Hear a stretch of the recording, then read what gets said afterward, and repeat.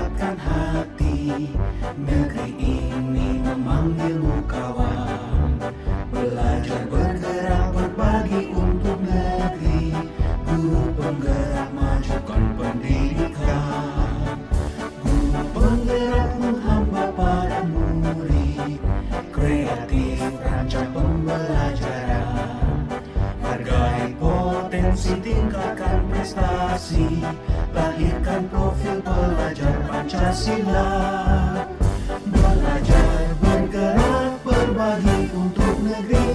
Kita menjalin kolaborasi. Belajar bergerak berbagi untuk negeri. Demi bakti pada Ibu Pertiwi.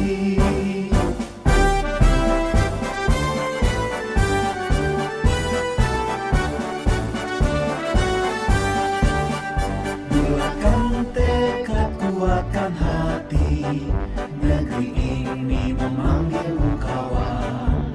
Belajar bergerak berbagi untuk negeri. Guru penggerak majukan pendidikan. Guru penggerak menghamba pada murid. Kreatif rancang pembelajaran. Hargai potensi, tingkatkan prestasi. Lahirkan profil pelajar Pancasila.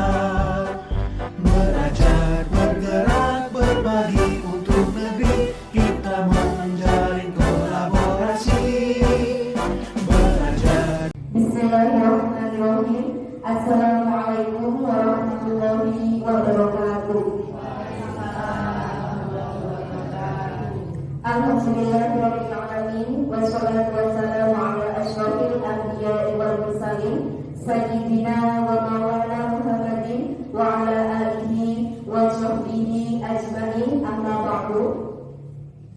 Yang terhormat Wakil Kepala Sekolah SMPN 2 Tegal Siwalan, dan yang saya hormati Bapak Ibu Guru beserta staf PU SMPN 2 Tegal Siwalan. Pertama-tama, marilah kita bersyukur kepada Allah Subhanahu wa Ta'ala atas limpahan rahmat, taufik serta inayahnya kita bisa berkumpul bersama pada hari ini dalam acara sosialisasi CGP Angkatan 7 dalam keadaan sehat walafiat. Amin. Yang kedua, salawat dan salam senantiasa tercurahkan kepada junjungan kita Nabi besar Muhammad Shallallahu Alaihi Wasallam. Semoga kita nanti mendapatkan syafaatnya di hari kiamat. Amin amin ya rabbal alamin. Bapak Ibu yang saya hormati, saya sebagai pembawa acara akan membacakan susunan acara pada hari ini. Acara pertama, pembukaan. Acara kedua, sambutan kepala sekolah yang dalam hal ini akan diwakili oleh wakil kepala sekolah. Dan acara ketiga, paparan materi oleh Ibu Didi Ika Sianingsi. Dan acara keempat, sesi diskusi atau tanya jawab. Dan acara kelima, penutup dan doa. Bapak Ibu, marilah kita buka acara pada hari ini dengan surat Al-Fatihah, dengan harapan acara pada hari ini berjalan dengan lancar. Al-Hadiniya wa ala kulli niyatin sholihah. Al-Fatihah. Alhamdulillah minasyaitonir rajim. Bismillahirrahmanirrahim.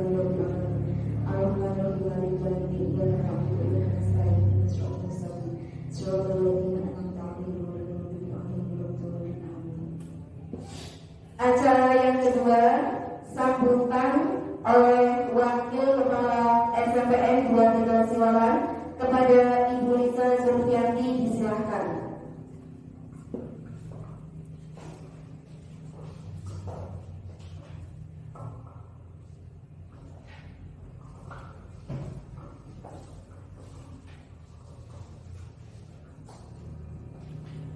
Bismillahirrahmanirrahim. Assalamualaikum warahmatullahi wabarakatuh. Waalaikumsalam. Yang terhormat Bapak Ibu Dewan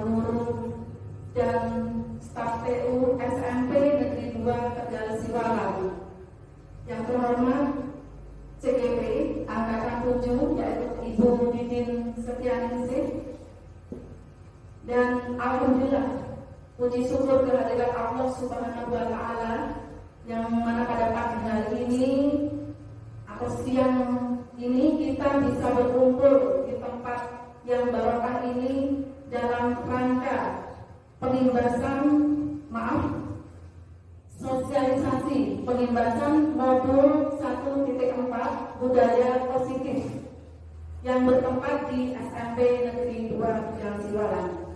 Mohon maaf, saya berdiri di sini mewakili Bapak Kepala Sekolah yang hari ini beliau tidak bisa hadir di tengah-tengah kita semua karena beliau ada acara di luar sekolah. Namun mudah-mudahan acara yang dilaksanakan pada hari ini tidak mengurangi semangat dan usaha sosialisasi dari Ibu Didin Ika Setianingsih.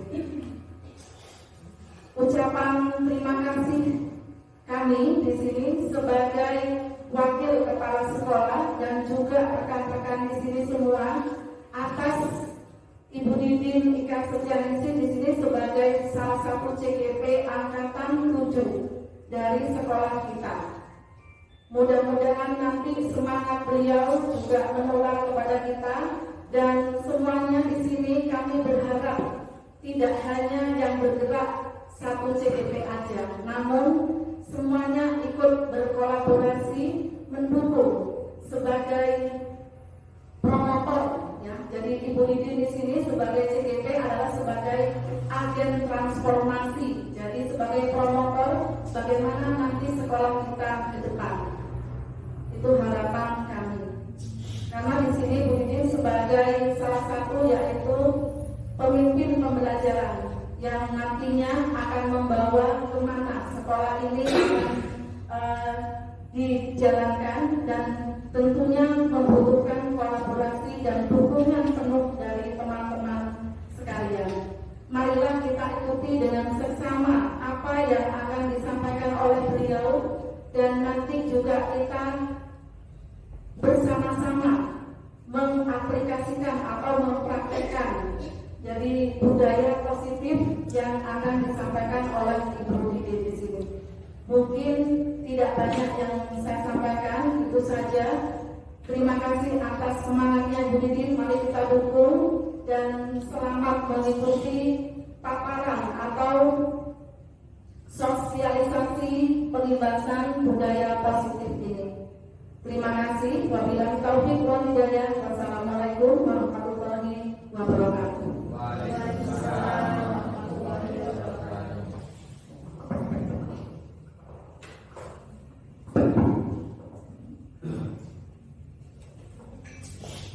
Terima kasih kami ucapkan kepada Ibu Lisa Zulfianti. Semoga apa yang disampaikan oleh Ibu Lisa bermanfaat bagi kita semua.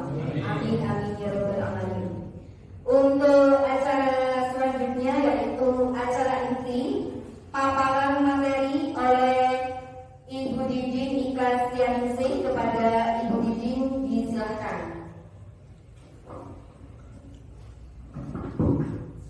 Terima kasih moderator Ibu Yeni. Bismillahirrahmanirrahim. Assalamualaikum warahmatullahi wabarakatuh.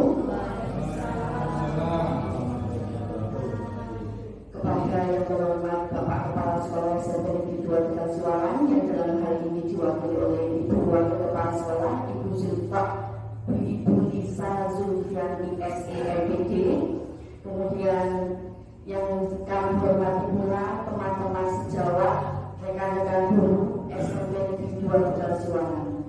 Pertama-tama, marilah kita mengucap syukur alhamdulillah kehadirat Allah Subhanahu wa taala karena pada kesempatan kali ini kita bisa berkumpul di ruang kelas 9A ini tanpa ada halangan suatu apapun. Kemudian yang kedua, sholawat dan salam kita curahkan kepada Nabi besar kita, Nabi Muhammad SAW. Semoga kita selalu mendapat syafaatnya sampai akhir nanti. Bapak Ibu yang saya hormati, saya berdiri di sini mohon izin untuk mensosialisasikan materi budaya positif sebagai tugas aksi nyata saya di modul 1.4. Semoga apa yang nanti kita pelajari hari ini bermanfaat untuk kita semua, terutama untuk anak-anak kita, anak didik kita semua di SMP 2 Tegal Siwalan. Langsung saja Bapak Ibu, pemahaman dan penerapan materi budaya positif di sekolah. Sebelumnya saya ucapkan selamat datang kepada Bapak Ibu guru hebat. Mari kita semangat belajar bersama, berkolaborasi, saling mendukung demi mewujudkan disiplin positif di sekolah kita tercinta. Nah, untuk hari ini cakupan materinya ada 7 Bapak Ibu.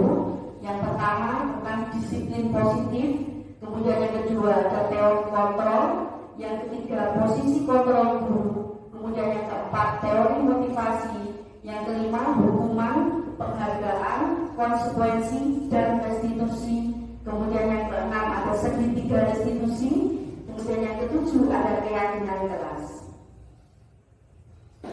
Nah, kita mulai dari yang pertama dulu, yaitu tentang disiplin positif.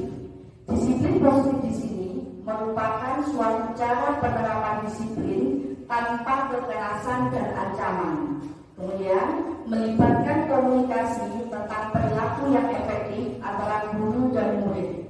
Kemudian mengajarkan anak-anak untuk memahami konsekuensi dari perilaku mereka. Mengajarkan anak tanggung jawab dan memiliki rasa hormat dalam berinteraksi dengan lingkungannya. Disiplin positif ini bertujuan menumbuhkan kesadaran dan memberdayakan anak untuk melakukan sesuatu tanpa sogokan, ancaman maupun hukuman agar terbentuk murid-murid yang berkarakter, berdisiplin, santun, jujur, peduli, bertanggung jawab, dan merupakan pembelajar sepanjang hayat sesuai dengan standar kompetensi lulusan yang diharapkan. Contoh disiplin positif ini misalkan ketika murid memakai seragam sekolah dengan memasukkan baju mereka ke dalam celana, maka dia akan merasa nyaman, bukan karena dihukum oleh guru jika tidak melakukannya atau melakukannya hanya karena ingin mendapat pujian. Nah, lanjut berikutnya yaitu tentang teori kontrol. Ini yang kedua. Teori kontrol menyatakan bahwa setiap tindakan pasti memiliki tujuan dan kita hanya bisa mengontrol diri kita sendiri, tidak bisa mengontrol orang lain. Kemudian untuk guru, posisi kontrol guru dalam melakukan kontrol terhadap murid itu ada 5 posisi kontrol yang dilakukan guru terhadap murid. Jadi ada 5 posisi kontrol guru, Bapak Ibu. Yang pertama, guru sebagai penghukum. Kemudian yang kedua, guru sebagai pembuat rasa bersalah. Kemudian yang ketiga, guru sebagai teman. Yang keempat, guru sebagai pemantau. Yang kelima, posisi guru sebagai manajer. Nah, untuk yang pertama dulu kita ulas satu persatu, yaitu posisi kontrol guru sebagai penghukum. Ini bagaimana? Ciri khasnya penghukum itu adalah nada suaranya tinggi, matanya melotot, jari menunjuk-nunjuk, menghardik. Nah, misalkan dalam kalimat seperti ini, patuhi aturan saya atau awas kamu. Kemudian kamu selalu saja salah. Kemudian selalu, pasti selalu yang terakhir selesai.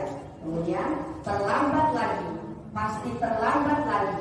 Selalu datang terlambat. Kapan bisa datang tepat waktu? Nah, ini posisi kontrol guru sebagai penghukum. Konsekuensi logis kalau kita sebagai guru yang memperlakukan sebagai penghukum, itu konsekuensinya adalah akibat penerapan kontrol guru sebagai penghukum, kemungkinan murid akan marah dan mendendam atau bersifat agresif. Lanjut, yaitu yang kedua, posisi kontrol guru sebagai pembuat rasa bersalah. Guru sebagai pembuat rasa bersalah. Yang bagaimana itu? Ciri khas pada posisi ini, biasanya guru atau orang tua akan bersuara lebih lembut, memelas, halus, sedih, seperti itu. Pembuat rasa bersalah ini akan menggunakan keheningan yang membuat orang lain merasa tidak nyaman, bersalah atau rendah diri. Nah, contoh kalimat yang sering digunakan biasanya, Bapak sangat kecewa sekali dengan kamu. Berapa kali Bapak harus memberitahu kamu ya? Gimana coba kalau orang tua kamu tahu kamu berbuat salah begini? Nah, kamu ini bagaimana ya? Kamu sudah berjanji dengan Bapak tidak akan terlambat lagi. Kamu kenapa ya senang sekali mengecewakan Bapak? Bapak benar-benar kecewa sekali. Nah, itu posisi guru sebagai pembuat rasa bersalah. Lanjut. Nah, sekarang konsekuensinya apa kalau kita menempatkan diri kita sebagai pembuat rasa bersalah? Konsekuensinya adalah akibat menerapkan peran pembuat rasa bersalah, murid akan merasa bersalah telah mengecewakan Bapak, Ibu gurunya. Murid akan merasa menjadi orang yang gagal dan tidak sanggup membahagiakan orang lain. Kadangkala sikap seperti ini lebih berbahaya dari sikap penghukum, karena emosi akan bertanam rapat di dalam hati. Murid menahan perasaan, tidak seperti murid seperti guru sebagai penghukum, di mana murid bisa menempatkan amarahnya walaupun dengan cara negatif. Murid tertekan, seperti inilah yang tiba-tiba meletus amarahnya dan bisa menyakiti diri sendiri atau orang lain. Itu sebagai pembuat rasa bersalah. Nah, sekarang posisi kontrol guru sebagai teman. Bagaimana cirinya? Ciri khas posisi kontrol sebagai teman adalah ramah, akrab, bercanda, merapat pada murid, mata dan senyum jenaka. Nah, misal dalam kalimat, ayo bantulah demi Bapak ya. Ayo ingat tidak bantuan Bapak selama ini. Ya sudah, kali ini tidak apa-apa, nanti Bapak bantu bereskan. Nah, ayo, bagaimana sih kamu ini? Kemarin kamu sudah janji ke Bapak, kenapa terlambat lagi? Sambil tertawa ringan. Ya sudah, tidak apa-apa, duduk dulu sana, nanti Bapak bantu kamu ini. Nah, itu sambil senyum-senyum, itu posisi kontrol sebagai teman.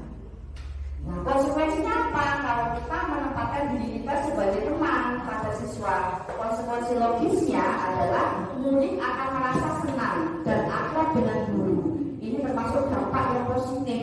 Hanya saja di sisi negatif, murid menjadi tergantung pada guru tersebut. Bila ada masalah, dia merasa bisa mengandalkan guru tersebut untuk membantunya. Akibat lain dari posisi teman, murid hanya berbuat sesuatu bila yang menyuruh guru itu saja. Belum tentu kalau disuruh guru lain, murid itu mau. Gitu ya. Itu posisi kontrol sebagai teman. Lanjut. Nah, sekarang posisi kontrol guru sebagai pemantau. Seorang pemantau sangat mengandalkan penghitungan, catatan, data yang dapat digunakan sebagai bukti atau perilaku seseorang.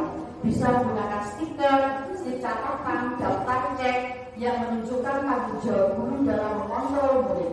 Ciri khasnya adalah dengan nada suara yang datar, bahasa tubuh yang formal. Misalnya, di sini ada percakapan antara guru dan Adi. Adi, tahu kan kamu jam berapa kita mulai? Tahu Pak, kamu terlambat 15 menit. Apakah kamu sudah mengerti konsekuensi yang harus dilakukan bila terlambat? Paham Pak, saya harus tinggal kelas pada jam istirahat nanti dan mengerjakan tugas ketertinggalan saya. Ya benar, nanti pada saat jam istirahat kamu harus tinggal di kelas untuk menyelesaikan tugas yang tertinggal tadi. Saya tunggu. Ya. Lanjut, konsekuensinya apa? Kalau kita menerapkan posisi sebagai pemantau, konsekuensinya adalah murid memahami konsekuensi yang harus dijalankan karena telah melanggar salah satu peraturan sekolah. Guru tidak menunjukkan suatu emosi yang berlebihan, menjadi marah atau membuat merasa berbuat salah. Murid tetap dibuat tidak nyaman, yaitu dengan harus tinggal di kelas. Kalau contohnya tadi, harus tinggal di kelas pada waktu jam istirahat dan mengerjakan tugas. Guru tetap harus memantau murid pada saat mengerjakan tugas di jam istirahat, karena murid tidak bisa ditinggal seorang diri berdasarkan percakapan tadi. Nah, ini yang terakhir Bapak Ibu, posisi kontrol sebagai seorang manajer. Ciri khas posisi kontrol manajer adalah nada suara tulus, bahasa tubuhnya tidak kaku, mendekat ke murid, tidak perlu marah-marah, tidak perlu meninggikan suara, apalagi menunjuk-nunjuk jari ke murid dan berkaca pinggang. Atau bersikap seolah-olah menyesal, tampak sedih sekali akan perbuatan murid ataupun bersendal gurau, menempatkan diri sebagai teman murid. Pada posisi manajer, guru akan mengembalikan tanggung jawab kepada murid untuk mencari jalan keluar permasalahannya, tentu dengan bimbingan guru. Nah, di sini kalau contoh dalam kalimat dalam penerapan kehidupan sehari-hari ini ada percakapan antara guru dengan murid. Nah, apakah kamu mengetahui jam berapa setelah dimulai? Tahu Pak, jam 7. Ya, jadi kamu terlambat. Kira-kira bagaimana kamu akan memperbaiki masalah ini? Saya bisa menanyakan teman saya Pak untuk mengejar tugas yang tertinggal. Baik, itu bisa dilakukan. Apakah besok akan ada masalah untuk kamu agar bisa hadir tepat waktu ke sekolah? Tidak Pak, saya bisa hadir tepat waktu. Baik, saya hargai usahamu untuk memperbaiki diri. Contohnya seperti itu. Nah, dari kelima posisi kontrol tadi Ibu, ada yang pertama pemukul, kemudian pembuat rasa bersalah, teman, kemudian manajer, satu lagi pemantau. Dari kelima posisi kontrol guru yang paling baik itu guru menempatkan diri sebagai seorang manajer. Jadi nanti ketika ada suatu permasalahan, anak sendiri yang akan menemukan jawabannya. Bapak Ibu guru. Jadi bukan kita yang menemukan terus disuruh melakukan ke anak. Nah, jadi anak sendiri yang melakukan dengan menemukan permasalahan yang dihadapi. Nah, setelah itu lanjut ke teori motivasi. Teori motivasinya ada 3 Bapak Ibu. Yang pertama, untuk menghindari ketidaknyamanan hukuman. Jadi motivasi kita melakukan sesuatu kan karena ada motivasi ya. Nah, motivasi yang bagaimana? Ada 3 ya. Ada 3 motivasi perilaku manusia. Yang pertama, untuk menghindari ketidaknyamanan atau hukuman. Yang pertama, untuk menghindari hukuman. Yang kedua, untuk mendapatkan imbalan atau penghargaan dari orang lain. Jadi kita melakukan sesuatu karena ada penghargaan.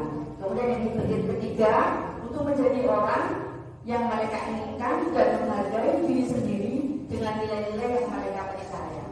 Jadi ketika manusia melakukan suatu tindakan, itu ada 3 yang mendasarinya. Yang pertama itu tadi untuk menghindari ketidaknyamanan, yang kedua untuk mendapatkan imbalan, yang ketiga untuk menghargai dirinya sendiri dengan nilai-nilai yang mereka percaya.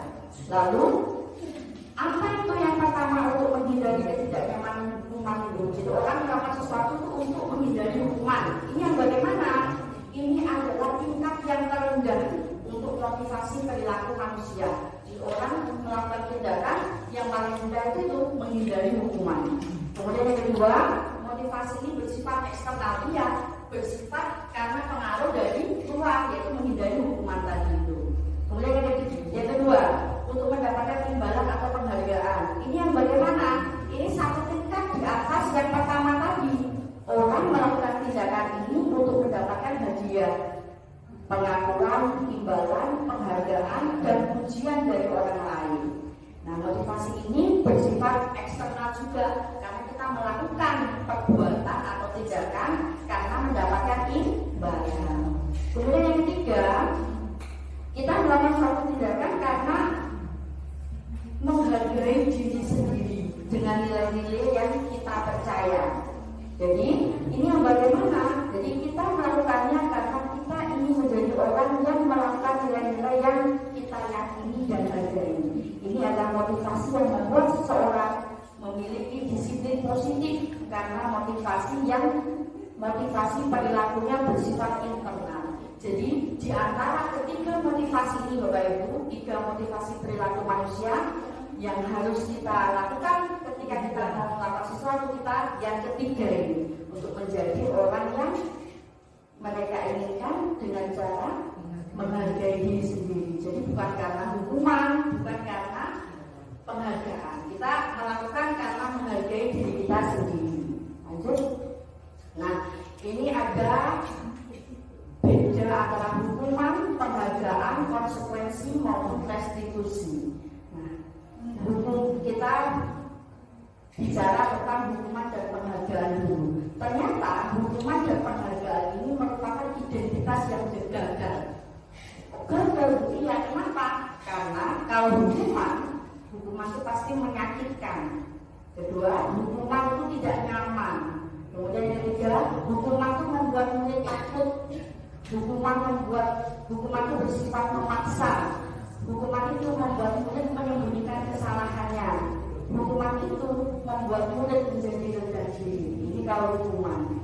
Nah sekarang penghargaan itu tidak efektif. Misalnya bagaimana tidak efektif itu? Misalkan seseorang, siswa A gitu, dia sudah melakukan pekerjaan dengan baik. Dengan pekerjaan baik itu dia mendapatkan imbalan. Cuma dia saja dapat imbalan. Dia tidak melakukan pekerjaan yang lebih lagi, karena dengan pekerjaan yang begini saja dia sudah dapat imbalan. Dia tidak mau lebih lagi gitu. Itu tidak efektif. Kemudian yang kedua, merusak hubungan atau iri. Ya, karena kok itu aja yang dapat hadiah, dapat penghargaan, saya kok enggak gitu. Jadi seperti itu. Kemudian mematikan kreativitas, ya seperti tadi itu, hampir sama yang saya contohkan tadi. Saya belajar segini aja sudah dapat hadiah. Dia tidak mau lebih lagi belajarnya. Nah itu berarti mematikan kreativitas. Padahal kalau lebih dia kan dapat hadiah lebih. Nah itu tidak. Karena motivasinya eksternal, hanya penghargaan saja yang dikejar. Kemudian menghubung dengan sistem ranking. Ya, ini mestinya makanya sekarang tidak ada sistem ranking di sekolah kita ya. Kemudian merampas hak menghargai dirinya sendiri. Ini maksudnya ketika kita mancing di kelas, terus kita mancing pertanyaan ke anak-anak, ayo siapa bisa menjawab ini? Tidak ada jawaban dari anak-anak karena takut gitu. Nah, kita nanti yang bisa menjawab pertanyaan saya kasih hadiah uang 5.000 misalkan seperti itu. Nah itu tidak boleh. Kenapa? Karena itu masa menjawab soal saja cuma dihargai 5.000. Itu berarti merampas hak menghargai dirinya sendiri. Dirinya dihargai dengan harga 5.000 dengan menjawab pertanyaan itu menurut seperti itu. Jadi dua hukuman dan penghargaan ini merupakan identitas yang gagal. Nah, apa yang sukses?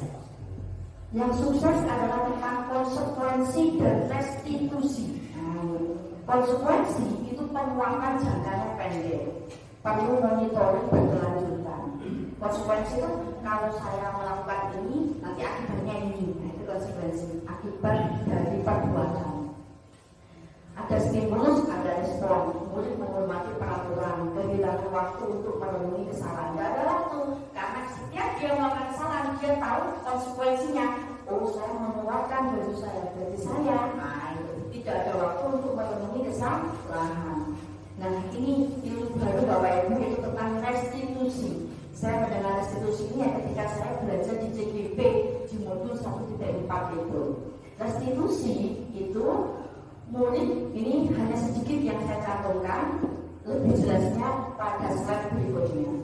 Restitusi itu murid bertanggung jawab untuk perilakunya, murid yang bertanggung jawab. Kemudian fokus pada pemecahan masalah jangka panjang, murid menghormati dirinya dan orang lain. Teori kontrol itu memegang, jadi kita harus memposisikan diri sebagai seorang manajer juga ketika melakukan suatu kasus pada murid, di samping dengan menggunakan restitusi. Kemudian murid bersemangat memperbaiki kesalahannya karena mereka menemukan solusi sendiri dari permasalahannya itu. Lanjut, nah di sini ada pengertian restitusi. Restitusi adalah proses menciptakan kondisi bagi murid untuk memperbaiki kesalahan mereka sehingga mereka bisa kembali pada kelompok mereka dengan karakter yang lebih kuat. Ini menurut Gosen tahun 2004. Nah, ciri-ciri restitusi. Nah, restitusi itu bukan untuk menebus kesalahan, namun bagaimana memahami kesalahan sebagai suatu pelajaran. Restitusi adalah tawaran, bukan paksaan. Restitusi menuntut untuk melihat ke dalam diri. Restitusi mencari kebutuhan dasar yang mendasari tindakan. Restitusi fokus pada karakter, bukan tindakan. Restitusi fokus pada solusi. Restitusi mengembalikan siswa yang berbuat salah pada kelompok. Nah, di sini ada gambar tentang segitiga restitusi. Untuk garis yang Horizontal itu untuk menstabilkan identitas. Kemudian yang miring, validasi tindakan yang salah. Kemudian garis miring satunya menanyakan keyakinan. Ini yang bagaimana? Nah, yang pertama yang data tadi menstabilkan identitas itu adalah ketika seseorang dalam kondisi emosional, maka otak tidak mampu berpikir rasional. Saat inilah kita menstabilkan identitas anak dengan kalimat, oh ya, tidak apa-apa nak, kamu terlambat karena tadi ada temanmu juga yang terlambat. Nah, itu anak yang awalnya takut karena terlambat, emosinya tidak stabil. Ketika ibu tiba-tiba melakukan seperti itu, anak kembali tenang, gitu. Menstabilkan identitas pada anak. Kemudian kalimat yang kedua yang kita gunakan, setiap orang pasti pernah melakukan kesalahan. Misalkan siswa A belum mengerjakan tugas. Nah, kita sebagai guru awalnya tidak apa-apa. Setiap orang pasti pernah melakukan kesalahan. Jadi diberikan dulu emosinya. Kemudian yang kedua, validasi tindakan yang salah di garis yang miring tadi. Semua tindakan manusia, baik buruknya, pasti memiliki alasan tertentu. Contoh kalimat yang digunakan, kamu tentu punya alasan mengapa kamu melakukan itu. Jadi ketika anak terlambat tadi, terus kita pakai stabilitas identitas, tidak apa-apa, nanti temanmu juga ada yang terlambat. Nah, kalimat berikutnya, kamu pasti ada alasannya kenapa kamu terlambat. Nah, ditanya seperti itu. Yang kedua, validasi tindakan yang salah. Langkah berikutnya yaitu menanyakan keyakinan dihubungkan dengan nilai-nilai kebajikan yang sudah disepakati bersama melalui kesepakatan kelas. Contoh kalimatnya, keyakinan kelas apa yang sudah kita sepakati bersama? Kira-kira kamu mengambil apa enggak? Kalau keyakinan kelasnya ada seperti itu. Nah, seperti itu. Kamu ingin jadi orang yang seperti apa ke depannya? Jadi biar anak menilai sendiri. Nah, ini adalah contoh restitusi yang pernah saya lakukan.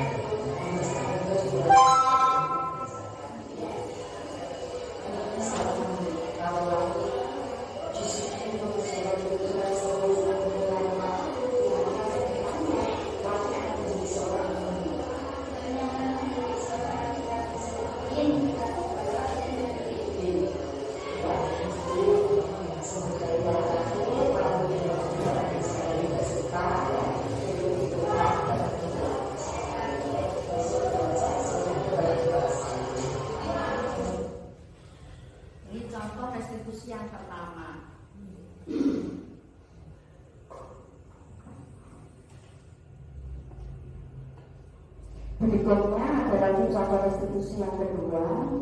Nah, ini pada sofa nama 9B. Oh, 9A ini.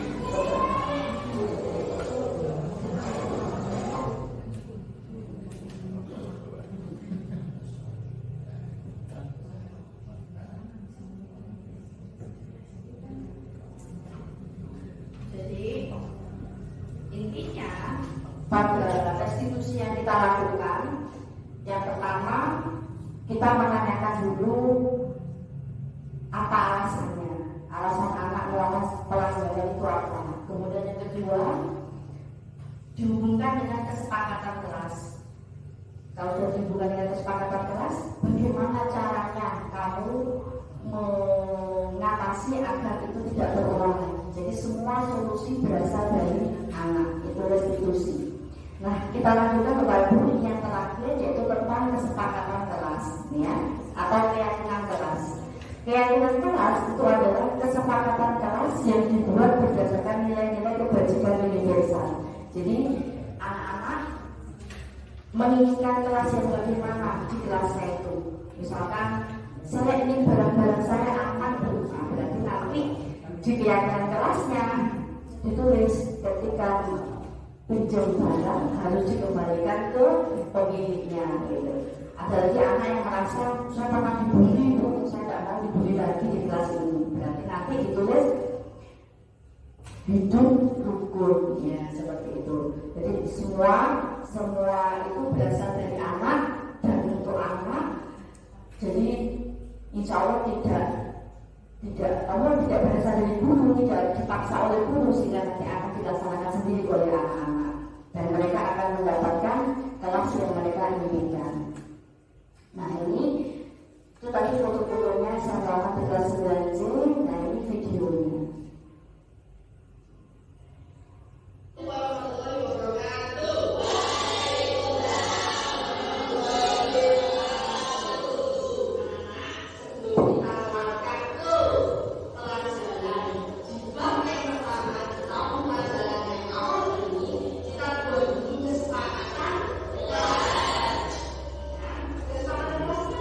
Kesepakatan kelas ini adalah hal-hal yang akan kita buat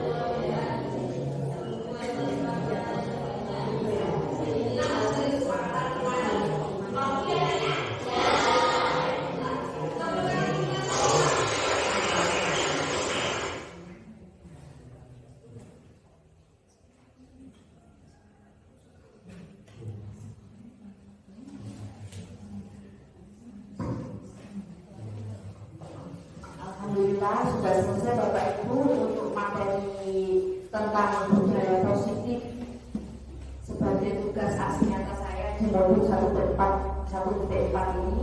Semoga apa yang kita pelajari hari ini bermanfaat dan yang lebih penting agar penerapannya kepada anak didik kita. Itu saja yang bisa saya sampaikan. Saya ucapkan terima kasih atas segala perhatiannya. Saya akhiri, mohon maaf atas segala kekurangan. Saya akhiri, wassalamualaikum warahmatullahi wabarakatuh. Terima kasih kepada Ibu Idin atas materi yang sudah disampaikan. Sangat luar biasa sekali ya apa yang disampaikan oleh Ibu Idin tadi, sehingga saya pribadi atau kami bisa paham apa itu budaya positif yang bisa diterapkan di sekolah kita. Terima kasih sekali lagi. Untuk selanjutnya yaitu sesi diskusi atau tanya jawab.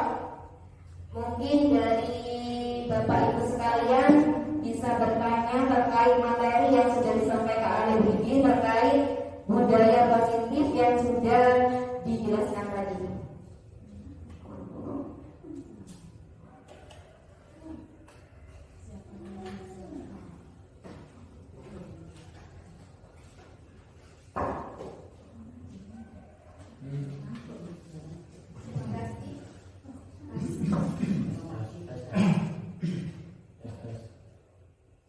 Terima kasih atas kesempatannya.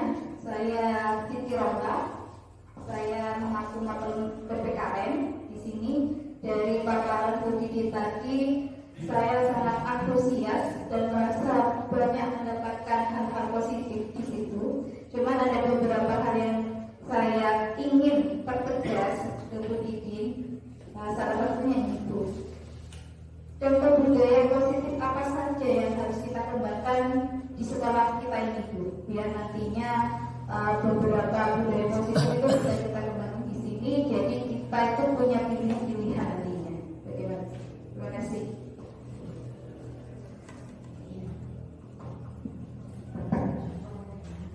Mungkin bisa langsung dijawab oleh Bu Idin untuk pertanyaan pertama dari Ibu Siti Rohman. Terima kasih Bu Rohman atas pertanyaannya. Pertanyaan yang sangat bagus sekali ya. Jadi contoh budaya positif yang bisa dikembangkan di sekolah ini apa saja? Alhamdulillah Bapak Ibu, kita sudah melaksanakan beberapa contoh budaya positif. Antara lain yang pertama yaitu tentang literasi.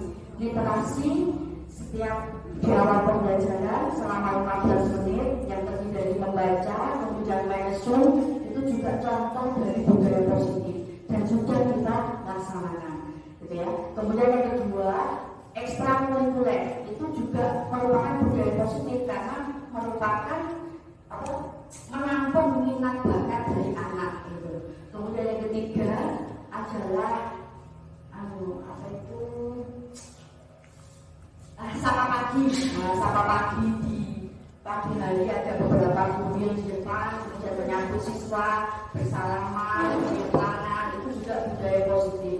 Kemudian ada lagi baca Yasin setiap hari Jumat jam pertama, itu juga budaya positif.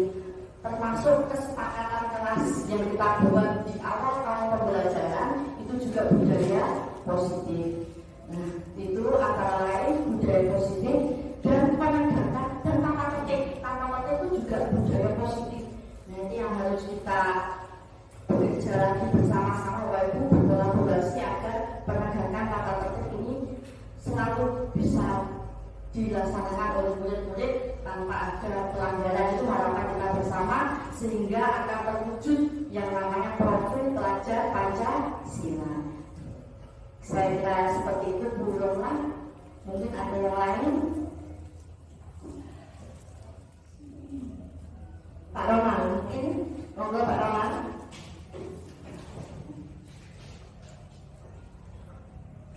Terima kasih Assalamualaikum warahmatullahi wabarakatuh. Nama saya Pak Roman lagi kelas 9 ajar matematika. Saya mau bertanya satu, dari sekian banyak kasus pelanggaran utamanya kata-kata di sekolah, lalu kita tangani dengan cara restitusi. Apakah harus selalu cara itu dari 5 cara? Terima kasih. Assalamualaikum warahmatullahi wabarakatuh. Ya Pak Rona, matur nuwun pertanyaannya. Pertanyaan juga bagus sekali. Apakah setiap kasus yang ada di sekolah yang berhubungan dengan anak kita pakai cara restitusi? Iya Bapak. Jawabannya tegas sekali.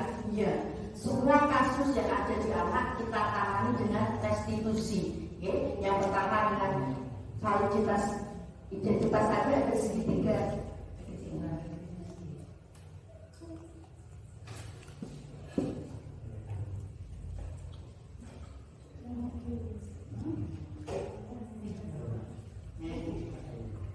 Yang pertama menstabilkan identitas, kemudian validasi tindakan yang salah, kemudian menanyakan keyakinan. Jadi setiap kasus yang kita hadapi itu kita pakai restitusi ini, menstabilkan identitas, validasi tindakan yang salah, kemudian menanyakan keyakinan. Nah ini tadi sudah saya tampilkan lagi. Yang menstabilkan identitas itu yang bagaimana? Yang pertama dengan menggunakan kalimat menenangkan emosi anak itu. Kamu bukan satu-satunya orang yang melakukan kesalahan ini. Kemarin kamu juga ada yang melakukannya. Itu membuat tenang anak. Terus setiap orang pasti pernah melakukan kesalahan. Itu yang pertama. Kemudian yang kedua, validasi tindakan yang salah. Kamu tentu punya alasan kenapa kamu melakukan itu. Nah itu yang langkah yang kedua. Kemudian langkah yang ketiga, menanyakan keyakinan. Kamu ini kalau sudah misalkan kamu sudah tahu kalau terlambat sekolah itu melanggar keyakinan kelas, terus bagaimana kamu mengatasinya? Saya akan bangun pagi, saya akan menyalakan alarm, bagus. Terus kalau kamu rajin setiap hari masuk tanpa terlambat, kira-kira kamu akan jadi orang yang bagaimana ke depannya? Anak cukup mikir, saya akan jadi orang disiplin bu, jawabannya gitu, jawab sopan, disiplin, menjadi orang yang lebih baik bu. Nah seperti itu. Itu adalah restitusi. Jadi setiap kasus kita pakai restitusi. Kuncinya menstabilkan identitas, validasi tindakan yang salah, dan menanyakan keyakinan. Itu Pak Rona. Mungkin ada yang lain?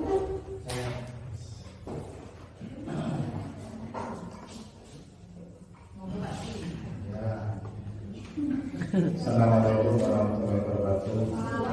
Nama saya mengaji pengajar guru bahasa Indonesia kelas 7 dan kelas 8. Yang saya tanyakan seperti kesepakatan kelas tadi yang dipaparkan oleh Bu Diki.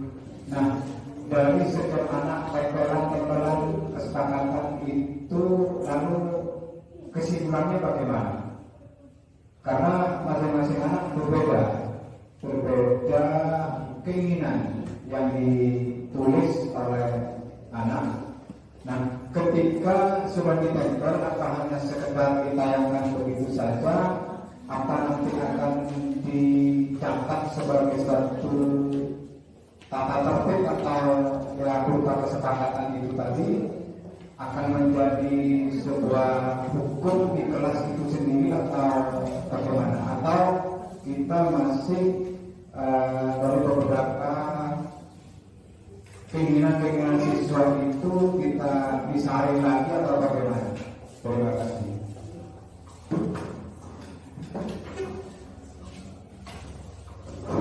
Terima kasih Pak Munaji. Ini tentang keyakinan kelas, ya. Jadi keyakinan kelas atau kesepakatan kelas itu adalah hasil dari keinginan masing-masing anak mau diapakan kelas ini, biar kelas ini kondusif, aman, enak terima pelajarannya.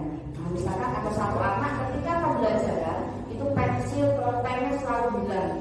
Ada di kelas 12 seperti itu. Saya nggak mau pensil saya hilang terus. Nah, kamu tulis apa keinginan yang ada di situ? Kalau meninjau barang harus dikembalikan. Boleh seperti itu. Ada lagi, anak perempuan itu pakai make up terus. Saya nggak mau kelas saya ini seperti itu. Tulis di situ.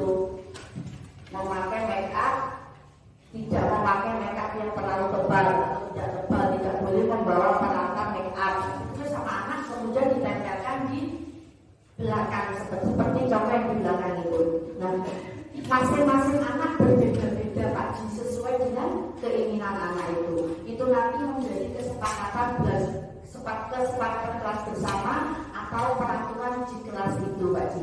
Jadi kalau sudah disepakati, semua sudah menyetujui apa yang ditempelkan di belakang, maka semuanya harus patuh atas kesepakatan kelas yang sudah dibuat. Misalkan satu anak tidak melaksanakan itu, yang lain geger Pak Ji. Begitu. Jadi satu anak tidak melaksanakan itu geger satu kelasnya. Pernah ada kejadian itu dijabut beberapa itu. Kenapa kok dijabut Pak? Karena dilanggar Bu. Loh kan kemarin sudah sepakat, gimana kesepakatan kelas? Iya Bu, mohon maaf. Jadi akhirnya buat lagi kesepakatan dari awal dan mulai saat itu berjanji tidak akan dijabut dan insya Allah kata mereka akan ditaati. Jadi ini kesepakatan kelas. Jadi masing-masing kelas otomatis berbeda-beda dengan kelasnya sesuai dengan keinginan dari masing-masing anak itu. Mau jadi apa kelas kita? Mau jadi apa kelas impian kita? Kalau saya bilang gitu. Seperti itu. Jadi seperti itu Pak Ji.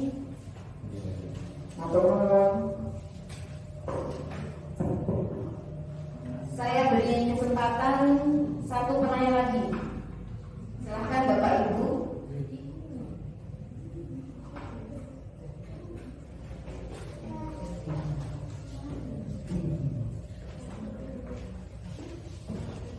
Assalamualaikum warahmatullahi wabarakatuh. Waalaikumsalam warahmatullahi wabarakatuh. Saya sudah dua di kelas 9B. Kondisi 9B bagi yang lain agak ramai. Anaknya lumayan anak-anak.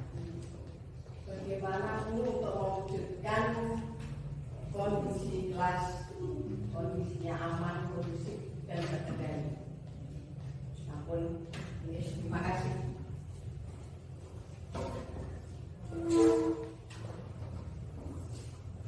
Langsung saja moderator ya. Jadi bagaimana cara menciptakan kelas yang kondusif, aman dan terkendali, terutama kelas 9B. Nah, yang pertama Bapak Ibu, kita buat dulu kesepakatan kelas. Nah, ini ujung-ujungnya juga kesepakatan kelas. Jadi kita buat dulu kesepakatan kelas. Di situ mau apa kelas ini.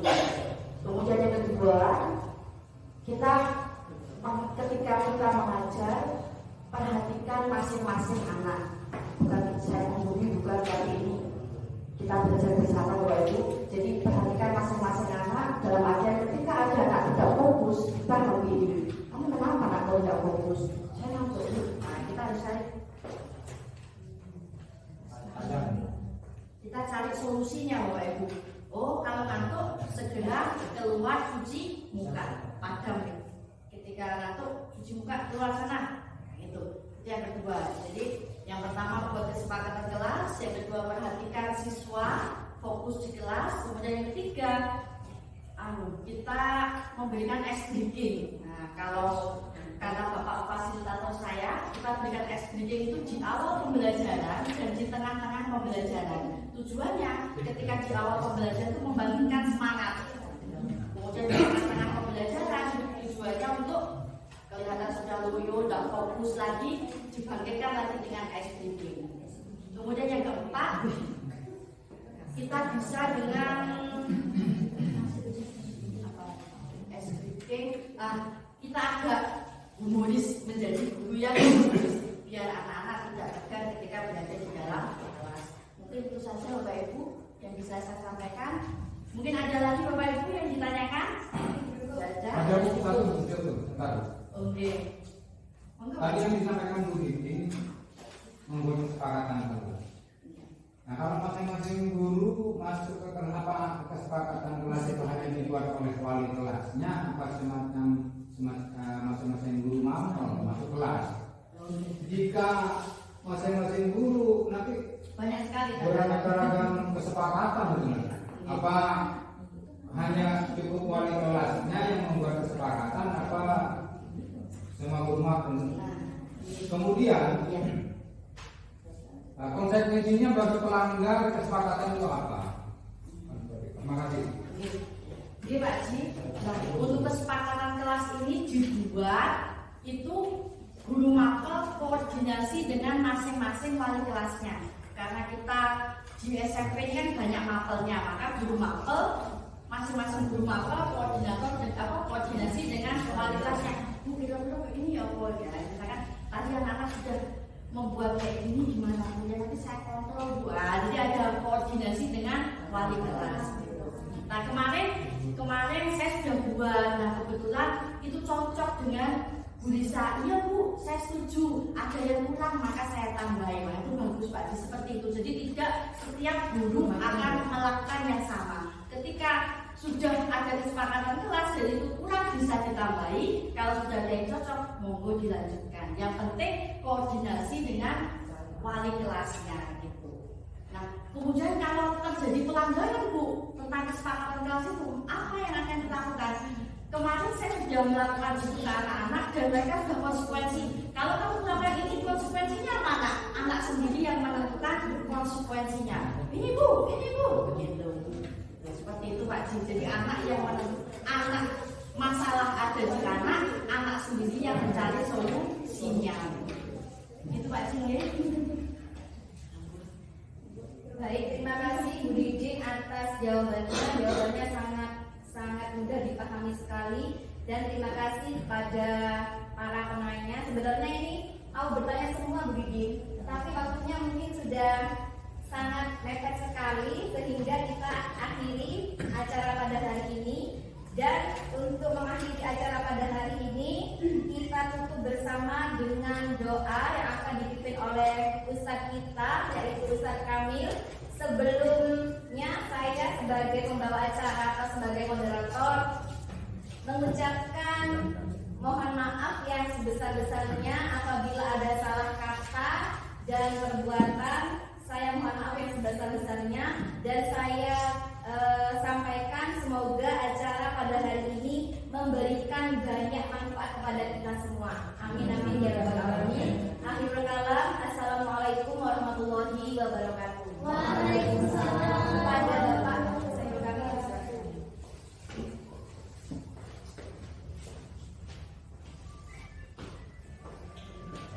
Bapak Ibu sekalian, kita tutup acara ini dengan doa. Semoga apa yang telah dipelajari, telah dipaparkan oleh Ibu Didin, mendatangkan ilmu yang barokah dan manfaat untuk kita semua,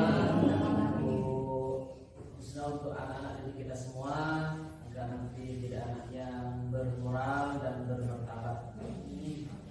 Mungkin itu saja dari saya. Kita tutup dengan doa kifaratul majlis bersama-sama. Bismillahirrahmanirrahim.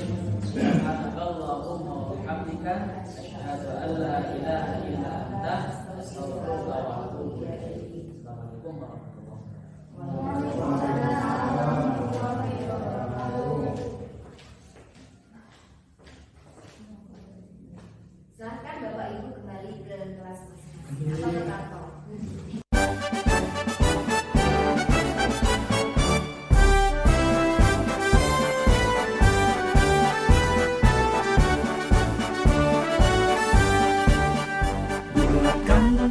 Assalamualaikum warahmatullahi wabarakatuh. Perkenalkan saya Lisa Zulfianti, SEMPD, guru mapel IPS SMP 2 Tegal Siwalan. Dan di sini saya mewakili kepala sekolah yaitu Bapak Nur Samsu. Alhamdulillah pagi ini atau hari ini kami sudah mendapatkan ilmu dari salah satu rekan kita yang masuk dalam calon guru penggerak angkatan ke-7, yaitu Ibu Didin Ika Serbianingsih.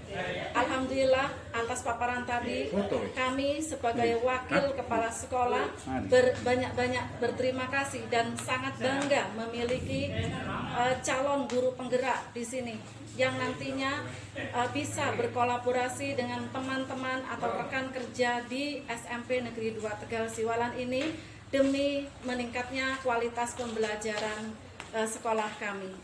Lantas juga dengan adanya budaya positif, awali dari yang sederhana seperti apa yang sudah dipaparkan tadi, dan bagaimana kita selayaknya guru memposisikan diri sebagai manajer, dan juga bagaimana kita cara mengatasi peserta didik sehingga mereka masih merasa nyaman dalam komunitasnya. Saya berharap dengan keberadaan CGP ini bisa berkolaborasi, membudayakan positif, ya, menerapkan budaya positif di SMP Negeri 2 Tegal Siwalan, sehingga budaya positif yang terjadi menjadi suatu ciri khas SMP 2 Negeri Tegal Siwalan yang nantinya akan menjadi profil sekolah kami di sini.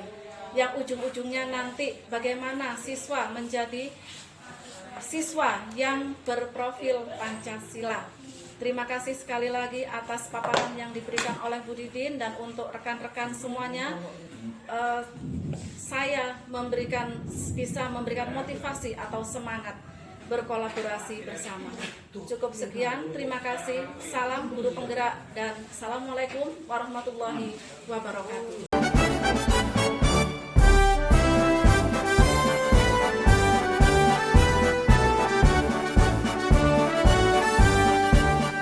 Bulatkan tekad, kuatkan hati. Assalamualaikum warahmatullahi wabarakatuh. Perkenalkan, nama saya Ibu Agustin Siorini. Saya adalah guru pengajar Bahasa Indonesia untuk mapel Bahasa Indonesia. Pada kesempatan ini saya mewakili dari guru-guru SMP Negeri 2 Tegal Siwalan selaku rekan sejawat saya. Saya merasa mendapatkan ilmu dari paparan tadi yang disampaikan oleh Bu Didin. Dari sini saya banyak mendapatkan ilmu yang nantinya yang berkaitan dengan budaya positif yang nantinya akan saya tularkan ke anak didik saya, terutama khususnya saya sendiri ya selaku pengajar yang mungkin selama ini sedikit banyak ada yang tidak melakukan, meskipun ada beberapa hal yang tadi disampaikan juga sudah melakukan. Karena mendapatkan paparan tadi, saya menjadi lebih paham, lebih mengerti tentang budaya positif, khususnya yang berkaitan dengan seorang pendidik yang tadinya diawali dengan yang manajer ya, bahwa guru itu sebenarnya adalah seorang manajer. Dari sini mungkin beberapa kali saya tidak melakukan, hanya tidak paham benar. Mungkin itu saja yang bisa saya sampaikan. Mudah-mudahan nanti ke depannya yang diberikan dari CGP Angkatan 7 ini, khususnya dari Bu Didin, membawa dampak yang positif bagi sekolah, khususnya saya dan rekan-rekan. Terima kasih. Assalamualaikum warahmatullahi wabarakatuh.